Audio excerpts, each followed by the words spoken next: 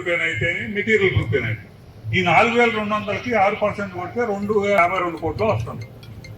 ఇంతమంది రాష్ట్రం మొత్తం ఈజీఎస్లో ఉన్న సిబ్బంది అందరికీ జీతాలు ఆ రుణం కానీ ఆఫీస్ మెయింటెనెన్స్ కానీ ఏది జరిగినా రుణం 4200 కోట్లు కాకపోతే 5000 కోట్లు అయితే ఆ కొండ జీతాలు వస్తాయి. అది పెరగనంత వరకు ఇటువంటి ఎందుకంటే ఆ నిబంధన 6%లోనే తీయాలి. ఇది గవర్నమెంట్ నుంచి ఏ గ్రాంట్ ఇవ్వట్ల, ఓన్లీ ఈజీఎస్లో పెట్టిన ఖర్చు మీద 6%లోనే ఇవ్వాలి. అందుకే లేబర్ అని పెంచమని ఒత్తిడి చేసేది.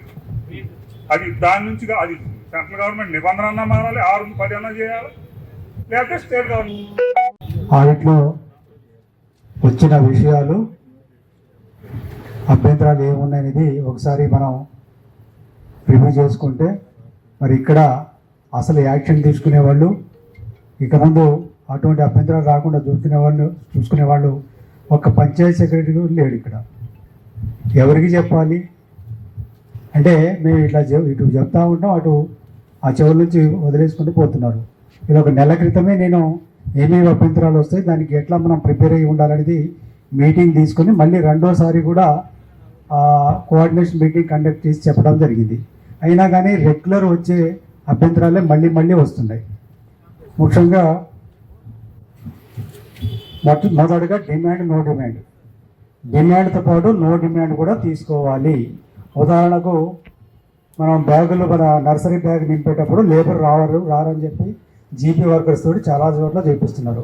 మరి అటువంటి టైంలో లేబరు డిమాండ్ పెట్టినప్పుడు రాకపోతే అది నో డిమాండ్ కూడా తీసుకుంటే మనకు ఎవిడెన్స్ ఉంటుంది. కాబట్టి తప్పనిసరిగా నో డిమాండ్ అనేది కూడా ఇక ముందు తీసుకోవాలి. ఇది ఫీల్డ్ అసిస్టెంట్ల బాధ్యత, తప్పకుండా చేయాలి. అలాగే జాబ్ కార్డ్ అప్డేషన్ మనం ఎప్పుడైతే నెల మీటింగ్ పెడతామో ఆ జాబ్ కార్డు మన దగ్గర పెట్టుకొని ఆ రోజు ముందు రోజు అప్డేట్ చేసి మనకు రిజిస్టర్ నెంబర్ 1లో పార్ట్ 4 ఉంటుంది. పార్ట్ 4 పెట్టి తీసుకుంటే ఆ నెలలో ఎవరెవరు ఏ రోజుల్లో పనికి వచ్చారు, వాళ్ళకి ఎంత డబ్బులు పడ్డాయి, ఎన్ని రోజులు 100 రోజులు కంప్లీట్ అయినది జాబ్ కార్డ్ రిజిస్టర్లో అప్డేట్ చేసుకుంటే సరిపోతుంది. ఇది చాలా జీపీలో 40%, 20%, 80% కొన్ని చోట్ల అసలు చేయలేదు. వాటికి పెనాల్టీ వేయడం జరిగింది. జాబ్ కార్డ్ అప్డేట్ చేయాలి, పెనాల్టీ కడుతూ మాకు ఇది అప్డేట్ చేశామని ఎండిఓ గారితో ధృవీకరణ ఇస్తేనే ఆ పేరా డ్రాప్ అవుతుంది. నెక్స్ట్ పే స్లిప్స్ దాదాపు అన్ని గ్రామ పంచాయతీలో మన జన్మన్నరేఖ యాప్ ద్వారా అందరికీ చూపించడం జరిగిందని చెప్పడం జరిగింది. సరే, ఇక ముందు స్లిప్పుల డిస్ట్రిబ్యూషన్ తప్పకుండా చేయాలి. ఆ తర్వాత 7 రిజిస్టర్స్ చాలా జీపీలో చేయలేదు. పంచాయతీ సెక్రటరీలు అందరూ ఎందుకు నిర్లక్ష్యం వస్తున్నారో అర్థం కావట్లేదు. అందరికీ దాదాపు 80% సెక్రటరీలు పెనాల్టీలు పడ్డాయి. పెనాల్టీలు కట్టాలి, రిజిస్టర్లు అప్డేట్ చేసి ఇస్తేనే అవి డ్రాప్ అవుతాయి. అట్లాగే డిమాండ్ రిజిస్టర్ కంప్లీట్గా ఫీల్డ్ అసిస్టెంట్ బాధ్యత. రిజిస్టర్ నెంబర్ 3 ఇది ప్రింటెడ్ పెడుతున్నారు. ప్రింటెడ్ అనేది అది కరెక్ట్ కాదు. డిమాండ్ రిజిస్టర్ అనేది ఏ వారంది ఆ వారం ఎవరెవరు పనికి వస్తామని డిమాండ్ ఫారం ఇచ్చారో ఆ ఫారం ప్రకారం రాయాలి. అట్లా వేస్తేనే అది మీకు అభ్యంతరం తెలుపుతుంది. అట్లాగే మీ పెనాల్టీ కూడా తప్పనిసరి కట్టే పరిస్థితి. అట్లాగే 3 స్టేజెస్ ఫోటోస్ టీఏలు కొంతమంది కొన్ని ఒక 10%, 20% జీపీలో మాత్రం ఇచ్చారు. ఇక ముందు ఇది వస్తే మాత్రం తప్పనిసరిగా పెనాల్టీ వేయటం జరుగుతుంది. టీఏలు తప్పనిసరిగా అవి మెయింటైన్ చేసి ఇక ముందు రాకుండా చూసుకోండి. అట్లాగే రైతుల సంతకాలు, బేసికల్ సంతకాలు ఎంపికలో వాళ్ళు చేసిన పనికి వాళ్ళు తృప్తి చెందినట్టు వాళ్ళతో సంతకం తీసుకోవాలి. ఇది కూడా చాలా చోట్ల చేయలేదు. ఇది కూడా మెయింటైన్ చేయండి. వీటికి కూడా నెక్స్ట్ రాబోయే ఆడిట్లో పెనాల్టీ పడుతుంది. అట్లాగే రోల్ కాల్ కొన్ని చోట్ల మాత్రం ఎంపీడీఓస్ కానీ కొన్ని జీపీల్లో రోల్ కాల్ చేసినట్టు కనపడుతుంది. సరే, ఆ మొత్తం జీపీలో పని జరిగిన దాంట్లో 10-20% కంటే ఎక్కువ అన్ని గ్రామ పంచాయతీలు ఒక ఆఫీసులు తిరగడానికి కుదరదు ఒక రోజులో. కాబట్టి కనీసం జీపీలలో 20% దాకా ఏపీఓ గారు, టీఏ గారు, ఈసీ గారు, అట్లాగే పీఓ గారు రోల్ కాల్ తప్పనిసరిగా చేయాలి. లేకపోతే దానికి కూడా పెనాల్టీ రాయటం జరుగుతుంది. వర్క్ ఫైల్స్ పెట్టడానికి ఏమైందండి, పారా అనేది డ్రాప్ అవుతుంది. తప్పనిసరిగా వర్క్ ఫైల్ చేయండి. ఆ తర్వాత పిఆర్ ఎక్కడ రాలేదు. ఇది సీసీ రోడ్లలో బరం పోయకుండా రికార్డ్ షోల్డర్స్ పోయకుండా రికార్డ్ చేసి పేమెంట్ చేయడం జరిగింది. ఇది దాదాపు రికవరీ రాయడం జరిగింది. ఆ తర్వాత దాని ఎక్స్ప్లెనేషన్ అది కంప్లీట్ చేసి అది పూర్తి చేస్తేనే దాని మీద ఏదైనా మాకు రిప్లై ఇచ్చేటప్పుడు కన్సిడర్ చేయడానికి అవకాశం ఉంటుంది. కాబట్టి ఏపీఆర్ గారు ఉంటే మరి ఆయనకు తెలియజేసి కంప్లీట్ చేయించండి. ప్లాంటేషన్ సర్వైవల్ చాలా చోట్ల అసలు వేసిన మొక్కలు కూడా లేవు. అవి కంప్లీట్గా పెట్టించి నాకు పెట్టినట్టు ఫోటో ఎవిడెన్స్ ఒక 100 మొక్కలు లేవంటే ఒక 4 మనుషులు ఒక రోజులో 100 మొక్కలు పెట్టగలుగుతారు. అట్లా 1000 మొక్కలు పెట్టాలంటే కనీసం 10 రోజులు పనిచేయాలి. అట్లా 10 days వర్షం బట్టి ప్లాంటేషన్ చేసినట్టు ఫొటోస్ అట్లాగే ఎంపీడో గారితో ధృవీకరణ ఇస్తేనే ఆ పేరా డ్రాప్ అవుతుంది. లేకుంటే మొత్తం పంచాయత్ సెక్రటరీ మీద రికవరీకి వస్తుంది. ఇది ఏప్రిల్ ద్వారా మీ పంచాయత్ సెక్రటరీ తెలియజేయాలని చెప్పి కోరుకున్నాం. అట్లాగే ఆధార్ అథెంటికేషన్ వల్ల పేమెంట్ ఆగిపోయి చాలా చూసినాం. అవి కంపల్సరీగా అవి సాల్వ్ చేయాలి, లేకుంటే మళ్ళీ మొత్తం రికవరీ చేయాల్సి వస్తుంది. తర్వాత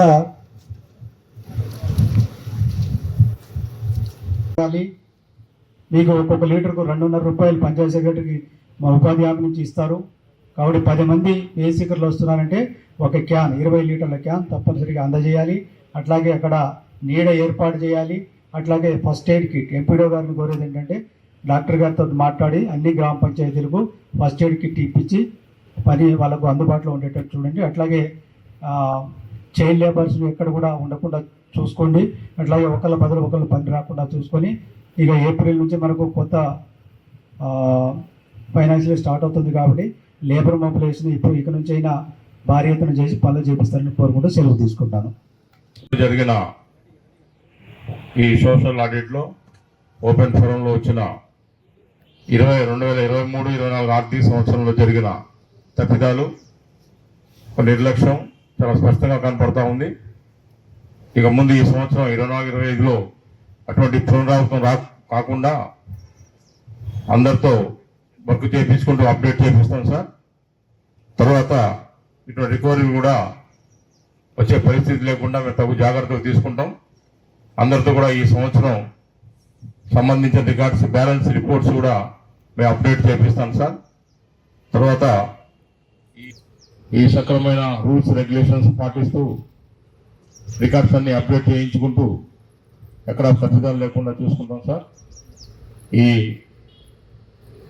మనకి ఈ సమావేశం, ఈ ఓపెన్ ఫోర్ సమావేశం ఇంతటితో ముగిస్తున్నాం. మరియు రికవరీగా మొత్తం వచ్చేసి 3,74,998 రూపాయలండి. అందులో ఈజీఎస్కి పెనాల్టీగా వచ్చేసి 51,000, రికవరీగా వచ్చేసి 1,19,711 రూపాయలండి. పిఆర్ వర్క్స్కి వచ్చేసి అంటే ఏఈపిఆర్కి సంబంధించండి 1000 రూపాయల పెనాల్టీ. అలాగే రికవరీస్ వచ్చేసి 61,747 అండి. ఇవి ప్యూర్లీ నేమ్ బోర్డ్స్కి సంబంధించింది. షోల్డర్కి సంబంధించింది మాత్రానికి వాళ్ళు వర్క్ చేయించి మాకు ఎవిడెన్స్ ఇంకా సబ్మిట్ చేస్తే అవి ఫర్దర్గా యాక్షన్ తీసుకుంటారండి. అవి తీసేసి మేము ఇవి కౌంట్ చేసినాము. అలాగే ఎంఓఎంబి వర్క్స్కి వచ్చేసి అండి అక్కడ అసలు వర్క్ జరగలేదు, కాకపోతే పేమెంట్ చేయడం జరిగిందని చెప్పి 1,41,540 రూపాయలు అనేది మనము రికవరీకి ప్రపోజ్ చేయడం జరిగింది. వాళ్ళు ఏమైనా పర్సనల్ హీరింగ్ జరిగినప్పుడు ఇంకా వస్తే అది కన్సర్న్ అధికారి సార్ గారు దాన్ని వెరిఫికేషన్ చేసి అది రికవరీయా లేకపోతే డ్రాప్ ఫర్దర్ యాక్షన్ తీసుకుంటారండి. మొత్తంగా మనకు ఈ మండలం నందు ఈజీఎస్ అండ్ పిఆర్ వర్క్స్ ఎంఓఎంబి ఆర్ఎన్పికి సంబంధించి పెనాల్టీగా 52,000, రికవరీ వచ్చేసి 3,22,998 రూపాయలండి. మొత్తం 3,74,998 రూపాయలు కానీ వచ్చిందండి. Thank you. 23-24 ఆర్థిక సంవత్సరానికి కానీ సోషల్ ఆడిట్ ఓపెన్ ఫోరం 16వ విడత ఈరోజు నిర్వహించడం జరిగింది. దీని మొత్తం మీద మన 52,000 పెనాల్టీ రూపంలో రికవరీ 3,22,998. అంటే దీంట్లో ఆర్ఎన్బి ఏఈ గారు ఎంఓఎంబిదే 1,40,000 ఉంది. తర్వాత పిఆర్ 61,700 పిఆర్ సంబంధించి నేమ్ బోర్డ్స్ కు సంబంధించి ఉన్నది. ఇది ఈజీఎస్ కు సంబంధించి అయితే 1,19,711 రూపాయలు recovery, 52,000 penalty. Rozgar Nivas meeting ఎవ్వరు కూడా వాళ్ళకు రికార్డు సబ్మిట్ చేసే టైంలో సబ్మిట్ చేయలేదు. అంటే అది అడుగుతున్నారని చెప్పి తర్వాత రాసి పెట్టడం జరిగింది. దీని అర్థం ఏంటంటే మీటింగ్లు ఆ టైంలో కండక్ట్ చేయట్లేదు, ఏదో కండక్ట్ చేసినా ఒక 10 మంది సంతకాలు తీసుకొని కండక్ట్ చేసినట్టు చూపిస్తున్నారు. ఇది పూర్తిగా తప్పు. ప్రతి వారం మీటింగ్ కండక్ట్ చేయాలి, వాళ్ళకు వర్క్ మీద అవగాహన కల్పించాలి, మనం ఎంత పని చేస్తే 300 రూపాయలు వస్తుందనేది చూపించాలి, అట్లాగే వర్క్ సైట్ ఫెసిలిటీ గురించి మాట్లాడాలి, అట్లాగే జాబ్ కార్డ్ అప్డేషన్ కానివ్వండి, అట్లాగే జాబ్ కార్డ్ స్ప్లిట్టింగ్ కానీ, న్యూ జాబ్ కార్డ్ అప్లికేషన్ కానీ మీ రెగ్యులర్ ఏజెండాగా పెట్టుకుని ప్రతి నెల మీటింగ్ పెట్టాలి. తర్వాత క్యాష్ బుక్ అప్డేషను, పెనాల్టీ రాసి వదిలేస్తాము. వచ్చే రోజుల్లో అయితే అది డీప్గా వెళ్ళటం జరుగుతుంది. హెడ్ వైజ్గా రాయాలి, ఎందుకంటే చాలా హెడ్లలో పేమెంట్లు వస్తుంది, లక్షల్లో వస్తుంది. సీసీ రోడ్లు కానీ, మన ఇక్కడ కమ్యూనిటీ సోప్ పిట్స్ కానీ, అట్లాగే నర్సరీ గ్రావెల్ తోలింగ్ కానీ, ప్లాంటేషను మన క్యారీ బ్యాగులు కానీ, అట్లాగే ఇంట్రెస్ట్ వస్తుంది. అది హెడ్ వైజ్. ఇది కూడా రికవరీ రాయటం జరిగింది. మనబడి ఏఈ గారు, పిఆర్ ఆర్ఎండ్బి ఏఈ గారు, రిలేషన్ ఎవరు ఉన్నారో ఇన్ఫార్మ్ చేయండి. పని చేయకుండా రికార్డ్ చేసి పేమెంట్ చేస్తే మొత్తం కట్టాల్సిందే. అది ఒకవేళ అది గ్రామ పంచాయతీ క్యాష్ బుక్ వచ్చి ఉంటే అది తప్పనిసరిగా రిపీట్ చేయాలి. పంచాయతీ సెక్రటరీ ఎవరు ఉందో వాళ్ళకి ఇన్ఫార్మ్ చేయండి. ఇది ఎట్టి పరిస్థితుల్లో పేమెంట్ చేయకూడదు. పాతర్లపాడు రియల్ ఎస్టేట్ మీరు నోట్ చేసుకొని అది మీ క్యాష్ బుక్లో అడ్జస్ట్ అయి ఉంటే ఆ వర్క్ అయిన తర్వాత మాత్రమే పేమెంట్ చేయండి. లేకపోతే ఎన్ఆర్జీఎస్ ఫండ్కు రిఫండ్ చేయాలి, లేదా ఆ ఏఈ గారు మొత్తం పేమెంట్ రికవరీ కట్టాల్సి వస్తుంది. ఆ తర్వాత గోల్తండలో ఒక ఫీల్డ్ అసిస్టెంట్ నేమ్ చేంజ్ కోసం 200 రూపాయలు తీసుకున్నట్టు వచ్చింది. మీకు షోకాజ్ నోటీస్ ఇష్యూ అవుతుంది, వివరణ ఇవ్వండి, మీరు ఎందుకు తీసుకున్నారు, ఇటువంటి అలవాట్లు మంచిది కాదు. బేసికర్లు వాళ్ళు ఏం లేకనే ఉపాధి పనులకు వస్తున్నారు, వాళ్ళ దగ్గర డబ్బులు తీసుకోవడం ఏంటండి? యాక్షన్ తీసుకుంటే మీరు ఇంటికి పోతారు. ట్రాక్టర్ ట్రిప్స్ ఎక్కడ కూడా మెయింటైన్ చేయలేదు, ఒక్క టీఏ కూడా. మీరు ఏ ట్రాక్టర్ ఏ రైతుల్లో పోయిందో క్లియర్గా రిజిస్టర్ రాసి ఇస్తేనే అది మీకు డ్రాప్ అవుతా, లేకుంటే పెనాల్టీ ఇక ముందు రాకుండా చూసుకోండి. బిఎంసీ రిజల్యూషన్ ఇక్కడ మండల లెవెల్లో మానిటరింగ్ కూడా సరిగా లేదు. ఎందుకంటే 20 నాకు రిజల్యూషన్ చూపించకుండా ఓన్లీ 20 జీపీలు చూపించారు 40 జీపీలకు. అంటే అన్ని ఫోన్ల మీద తీసుకొని ఈ ఊళ్ళో ఈ 5గురికి కమిటీలు వేసాము. ఒక పంచాయతీ సెక్రటరీ ఒక ఎవరెవరు ఉంటారు దాంట్లో అంటే ఒక మహిళను తీసుకున్నాం సార్. 50% మహిళలు ఉండాలి 5గురు సభ్యుల్లో. అంటే 50 అంటే ఇది 5గురు కాబట్టి 3 మహిళలు తప్పనిసరి ఉండాలి. అది కూడా సరిగ్గా చెప్పలేదంటే దీని మీద అవగాహన లేదు. మీరు ఇప్పుడు దాకా రిజల్యూషన్ తీసుకోలేదు, వాళ్ళు కూడా రిజిస్టర్లో రాయలేదు. నేను మీటింగ్లో క్లియర్గా చెప్పాను, ఇవి రాస్తున్నారు, రాకుండా చూసుకోండి. ఇది పెనాల్టీ కూడా వేయటం జరిగింది 2-3 పంచాయతీల్లో. ఎందుకంటే మాకు రిజల్యూషన్ చేసి రిపోర్ట్ వచ్చింది, అన్ని కమిటీల రిపోర్ట్ ఎండిఓ గారితో సంతకం పెట్టించి వచ్చిన తర్వాత కూడా మీరు రిజిస్టర్లో లేవు, ఇంకా తీర్మానాలు రాలేదంటే ఏమర్థం చేసుకోవాలి? అంటే పిఓ గారిని తప్పుదోవ పట్టిస్తున్నారు ఏపీఓ గారు. ఈ మీటింగ్లో మన వీడియో కాన్ఫరెన్స్లో కూడా చెప్పడం జరిగింది, మీరు జనరల్గా ఇట్లా ఫోన్లో తీసుకొని పెట్టుకుంటారు, ఇది తప్పనిసరిగా రిజర్వ్ చేసుకుని ప్రిజర్వ్ చేసుకోవడానికి కూడా చెప్పడం జరిగింది. అయినా కానీ అదే తప్పు చేస్తున్నారు. అట్లాగే వర్క్ ఎలొకేషన్ నోటీస్ బోర్డులో పెట్టలేదని ప్రతి వర్క్ ఫీల్డ్ అసిస్టెంట్ వాళ్ళకు అందజేస్తే ఆ మంత్లో ఆ వీక్లో ఏ వర్క్ చేస్తున్నాం, ఎక్కడ ఎలొకేట్ చేసామనేది ఆ కూలీలకు అర్థమవుతుంది. దాన్ని టామ్ చేసి గ్రామంలో అందరూ ఉపాధి కూలీలు తెలిసి ఆ వర్క్కు వచ్చి అటెండ్ అవుతారు. దానికోసం ఇది డిస్ప్లే చేయాలి.